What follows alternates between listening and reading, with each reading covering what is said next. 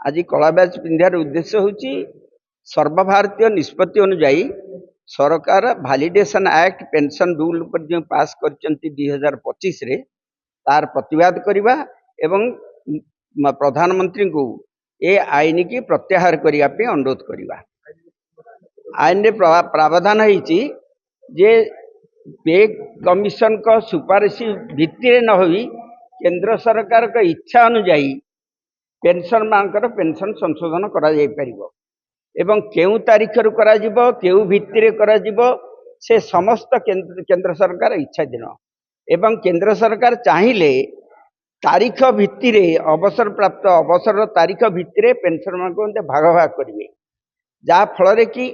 1983 मसीह DS नाकारा case ठारू आरंभ करी परवर्ती पर्यायर जिते पे कमिशन बसिचंती से समस्त पे कमिशन का निष्पत्ति को केंद्र सरकार खारज करदेले एवं पेंशन मानकर जो मौलिक अधिकार पेंशन संशोधन ता परिवर्तन ही सरकार दया उपरे पेंशन संशोधन निर्भर कला। यार प्रतिवाद रे आमे 2025 मसीहा ठारू लगातार भावे केंद्र सरकार केंद्र प्रधानमंत्री अर्थमंत्री को बारंबार पत्र जरिया गण आवेदन पत्र जरिया अनुरोध करी आसिथिले मध्य तापर आज पर्यंत कौन कार्यानुष्ठान करागलानी। अपर पक्षरे अष्टम वेतन कमिशन को सुपारिश कला बेले अतीतर पे कमिशन मान को दायित्व दिया होता जे जो माने पेंशनर अछंती से मानकर पेंशन किभली संशोधन हबो ता उपरे सुपारिश करिया किंतु अष्टम वेतन कमिशन को से दायित्व दिया गला नहीं जाथुरु स्पष्ट हैला जे केंद्र सरकार आउ जो माने पेंशनर अछंती से मानकर पेंशन संशोधन पे कमिशन जरिया रे करिया चाहू नांती बा करिवे नाही एवं केंद्र सरकार ता इच्छा दिन विषय हो। यार प्रतिवाद रे आज सर्वभारतीय स्तर रे सारा देश रे सबु पेंशनर सबु जगह रे यार प्रतिवाद करचंती कला ब्याज पिंचंती एवं जे कलेक्टर ठू आरंभ करी वीडियो पर्यंत समस्त जरिया रे प्राइम मिनिस्टर को मेमोरांडम प्रदान करचंती तत्सहित ये जो कला आईन है वैलिडेशन एक्ट को छिड़वा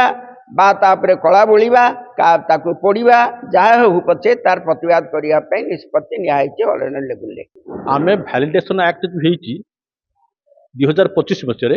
ता विरुद्ध रे सर्वभारतीय स्तर रे प्रोटेस्ट डे ऑब्जर्व करा जाउची एवं सी प्रोटेस्ट डे को आज आमे एठी आम संगठन तरफ ऑब्जर्व करू एवं सेथि पई कि प्रधानमंत्री उद्देश्य रे जो मेमोरेंडम प्रस्तुत होईची ता डीएम के माध्यम रे आमे प्रेरण करू एवं प्रधानमंत्री रिक्वेस्ट करूचु जे आपण ये वैलिडेशन एक्ट जहाँ एक कला आईन रूपे प्रतिपादित होची ताकू प्रत्याहार करू। आमे वैलिडेशन एक्ट को आज प्रोटेस्ट करूचु जे यह पेंशन स्वार्थ उपयोगी नुहे स्वार्थ व्याहत करुच्ची तांकू बहुधा विभक्त करिवार सुजोग दूची। मुख्यतः आपणकर अतीत जेते सुप्रीम कोर्ट आरंभ करी हाईकोर्ट पर्यंत जेते जजमेंट आसला से समस्त जजमेंट को नलिफाई करी या एक्ट आई जहाँकि आपण पेंशन मान क्षति साधन करुच्ची से दृष्टिकोण आम या प्रतिवाद देश पालन करुचु एवं प्रधानमंत्री रिक्वेस्ट करुचु जे आपण दयाकोरी ये एक्ट को प्रत्याहार कर।